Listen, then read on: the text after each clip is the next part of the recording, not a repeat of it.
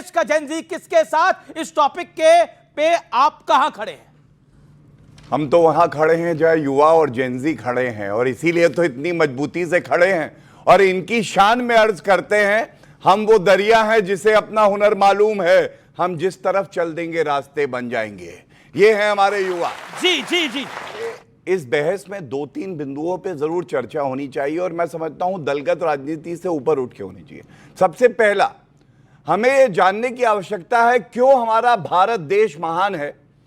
सत्ता में कभी हम हैं, कभी पहले कांग्रेस रही है, लेकिन आप देखिए पिछले 11 साल में नरेंद्र मोदी जी ने भारत के लिए क्या दिया है। सबसे पहले स्थिरता, पॉलिसी पैरालिसिस होता था, अब मजबूत निर्णय भी लिए जाते हैं। मैं एक आंकड़ा देता हूं, पिछले 11 साल में अमीश जी, सारे दर्शक यहां बैठे हैं, नेपाल में जो हेड ऑफ स्टेट हैं 8 बदले गए, श्रीलंका में 5 बदले गए, पाकिस्तान में 4 बदले गए, लेकिन भारत में आप लोगों ने यह सुनिश्चित किया नरेंद्र मोदी जी प्रधानमंत्री रहे, क्योंकि एक प्रधानमंत्री है और हमारा देश भी नंबर 1 है। सो पहली बात स्थिरता, यह भारत का लक्षण है, भारत का गुण है। दूसरी बात जो बहुत अहम है, सतीश जी यहां पे है, निष्पक्ष तौर से अपनी बात रखते हैं, मैं ये जरूर रखना चाहूंगा, विवेक भाई भी मेरी तरफ देख के मुस्कुरा रहे हैं। देखिए हमें समझना क्या है, इस लोकतंत्र में कभी हार होगी कभी जीत होगी, लेकिन अगर आप ये सोचते हैं कि लोकतंत्र को खत्म कर देंगे और जो नेपाल में हो रहा है वो भारत में कैसे हो, जैसे बांग्लादेश में सत्ता पलट हुआ था यहां पलट देंगे, क्योंकि जनता तो आशीर्वाद दे नहीं रही। तो मैं एक बार डंके की चोट पे कहता हूं, भारत की जनता हमेशा से संविधान में, यहां की लोकतंत्र प्रणाली में और जो यहां इंस्टीट्यूशन है उस पर विश्वास करती है। आप एड़ी चोटी का जोर लगा लीजिए, कभी भी ये हमारी जनता संविधान के खिलाफ नहीं जाएगी, नहीं जाएगी, नहीं जाएगी। जी, आपको लग रहा है कि देश का जेनजी अराजकता चाहता है? अगर ऐसा चाहता तो दिल्ली यूनिवर्सिटी में एबीवीपी कैसे जीतती? आपका क्या हाल हुआ है दिल्ली यूनिवर्सिटी के अंदर, बताइएगा। पॉइंट नंबर 2 सुनने पड़ेगा, हैदराबाद यूनिवर्सिटी में दिल्ली एबीवीपी कैसे जीतती, पंजाब यूनिवर्सिटी में कैसे जीती? यही रोना है कैसे जीते, और एबीवीपी जेनजी नहीं है। रोना हर चीज का है, एबीवीपी जेनजी नहीं है। गौरव भाई ने बोला, अरे पब्लिक तो जेनजी है। आप सुन लीजिए ना, इन्होंने बोला, गौरव भाई ने बोला 11 साल से हमारा एक ही प्रधानमंत्री है। हम कह रहे हैं सर यही तो दुखड़ा है कि सत्ता नहीं छोड़ रहे हो, चिपके हुए हो। हम कह रहे हैं वोट छोड़ गद्दी छोड़, लेकिन आप कह रहे हो हम चिपके रहेंगे, हम फेविकॉल लगा के बैठेंगे, हम नहीं हटेंगे। दूसरी बात बताओ, तुम में से कितने बच्चे हो जो इलेक्शन लड़ सकते हो, जिसके पास पैसा है? और आज 11 साल मोदी साहब का शासनकाल, गौरव भाई ने बोला, बताओ बच्चों कितने बच्चे हो जिनकी जेब में पैसा है एमएलए या एमपी का इलेक्शन लड़ने का? किसी के पास नहीं है। यहां बैठे हुए बच्चों में से किसी के पास भी नहीं है। आपको सिर्फ आकर के वोट दीजिए, बरगलाएंगे, कभी एबीवीपी कभी बीजेपी, यह हाल हो रहा है जेनजी का। तो अगर आप जनरेशन जी हैं तो खड़े होइए, वायलेंस मत करिए, लेकिन सत्ता परिवर्तन जरूर करिए। दिल्ली यूनिवर्सिटी में जेनजी है कि नहीं है? गौरव भाटिया जी को पोजीशन दी जाए। जेनजी है ना? बिल्कुल जेनजी है। और ये कहना कि एबीवीपी जेनजी नहीं है, तो फिर भैया कौन है Gen Z? ABVP is the student wing of BJP.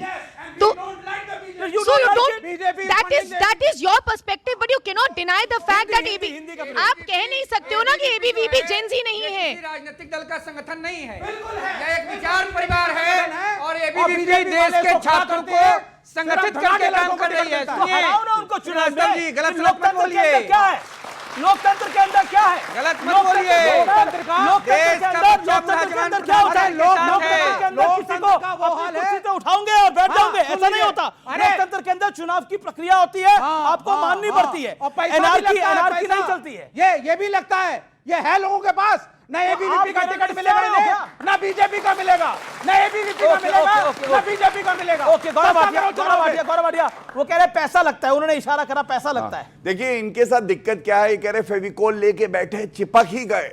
अरे यही बात तो गांधी परिवार, नकली गांधी परिवार के लिए जनता कहती है कि ऐसा कुर्सी पे बैठते हैं कि चिपक ही जाते हैं। 55 साल सत्ता में रही कांग्रेस पार्टी इस देश में, आपको जान के हैरत होगी 40 साल गांधी परिवार का सदस्य प्रधानमंत्री रहा, और आपको यह भी जान के हैरत होगी 40 साल पिछले में 32 साल गांधी परिवार का ही व्यक्ति अध्यक्ष रहा। लेकिन भाजपा ने क्या किया? हमारा जो जोड़ है ना, ये मजबूत जोड़ है, क्योंकि ये मोहब्बत का जोड़ है, ये फेविकोल का जोड़ नहीं है। 2 बार प्रधानमंत्री देश को देने थे, दोनों बार यशस्वी प्रधानमंत्री दिए, एक परिवार से नहीं थे, एक अटल बिहारी वाजपेयी जी और दूसरा आदरणीय प्रधानमंत्री नरेंद्र मोदी जी।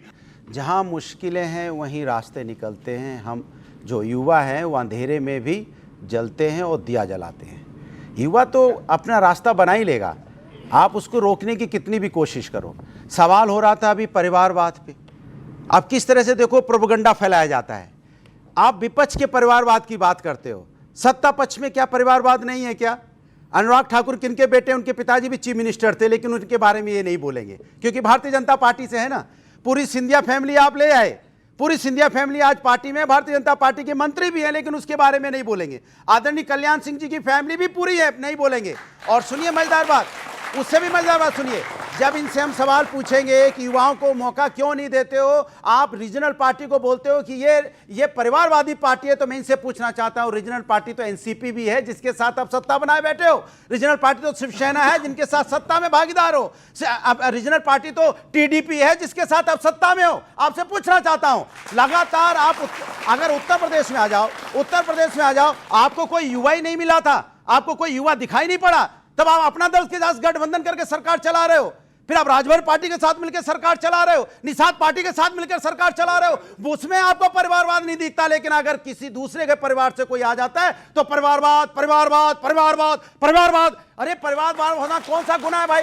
कोई किसी का बेटा है, कोई किसी का भतीजा है, कोई किसी का चाचा है, मौसा है, नाना है, फख्र से कहते हैं ये हिंदुस्तान है परिवार। अगर है तो मुझे फख्र है कि मेरा परिवार है। परिवार होना कौन सा गुनाह है? दूसरी बात, परिवार नहीं चुनता, लोकतंत्र में जनता चुनती है। देखिए, सबसे पहले जब चर्चा किससे हो रही है वो ध्यान में रखते हुए चर्चा करनी चाहिए। आप बहुत अच्छा आर्गुमेंट भी दे देंगे, अगर समझ ही नहीं आएगा अगले को तो वो कुछ भी बोलता रहेगा, यही इनका हाल है। मैं आपको बताता हूं क्यों। सबसे पहले बात हो रही है संविधान में सबसे बड़ा पद क्या है? क्या? एग्जीक्यूटिव, प्रधानमंत्री, राष्ट्रपति।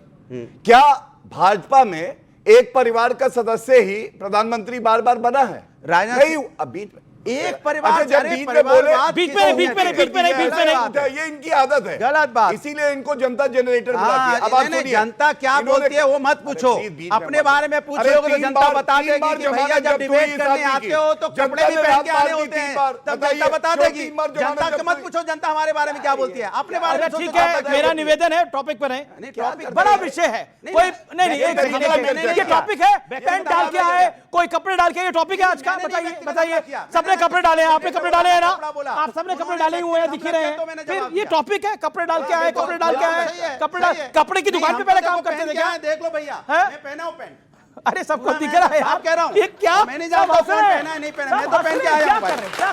मैं अपना बात बता रहा हूं। आप कपड़े की दुकान में पहले काम करते थे क्या? बार बार अपने कपड़े दिखाने लगते हैं, बार बार। आपको ऐसे लोग भी मिलेंगे जो कपड़े पहन के भी नंगे हैं, वो यहीं पे खड़े हुए हैं, तभी उन्हें दिखाना पड़ता है, तभी दिखाना पड़ता है कपड़े पहन के आए।